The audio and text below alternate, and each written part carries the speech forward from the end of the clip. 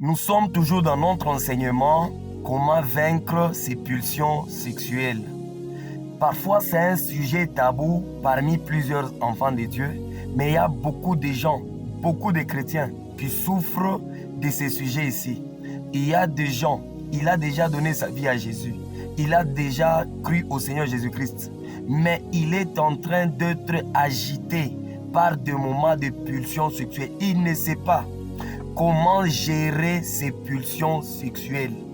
Bien-aimé, écoutez, que vous soyez femme, que vous soyez un homme chrétien, le temps où vous passez avec ces sentiments sexuels, c'est une envie forte. C'est un désir parfois incontrôlable. Mais si vous ne savez pas comment gérer ça, cela peut affecter votre vie de prière, ça peut affecter votre intimité avec le Seigneur, ça peut même détruire votre consécration. Ne blaguez pas avec l'envie sexuelle.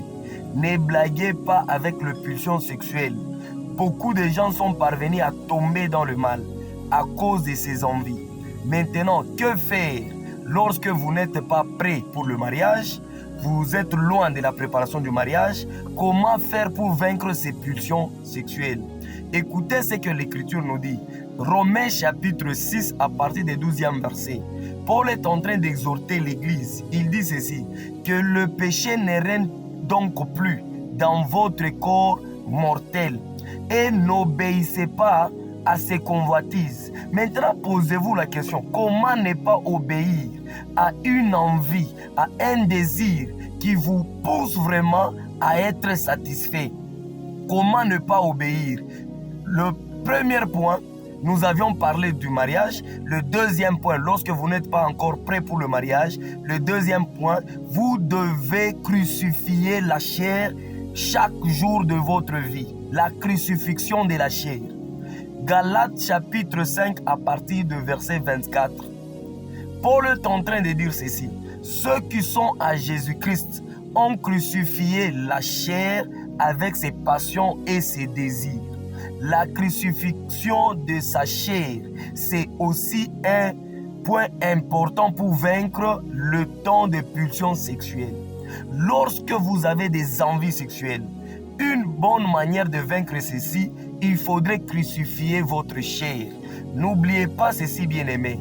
Jésus-Christ est le seul homme qui a vaincu totalement le péché et il a aussi vaincu la chair en étant dans le monde.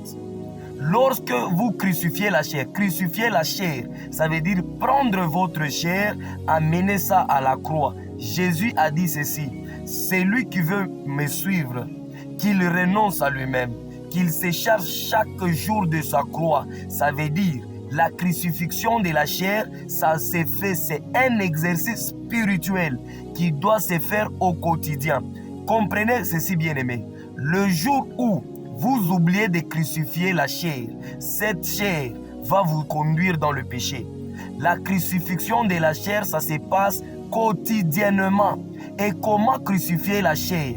Deux bonnes manières pour crucifier la chair.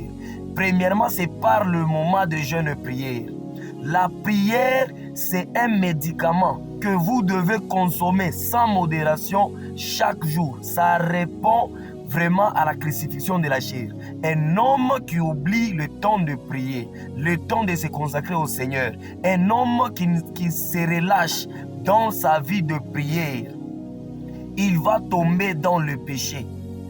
La prière, c'est un médicament, c'est une réponse pour anéantir le passion de la chair et ses convoitises. Vous devez prier chaque jour.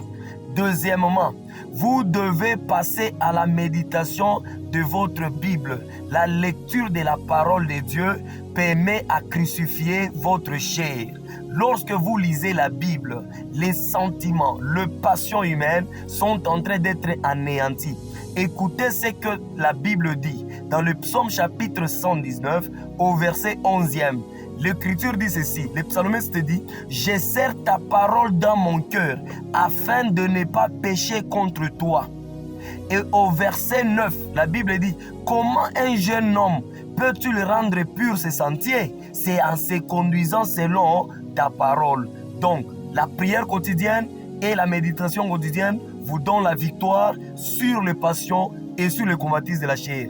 Que Dieu vous bénisse. Prenez le message, partagez-le. Demain, nous allons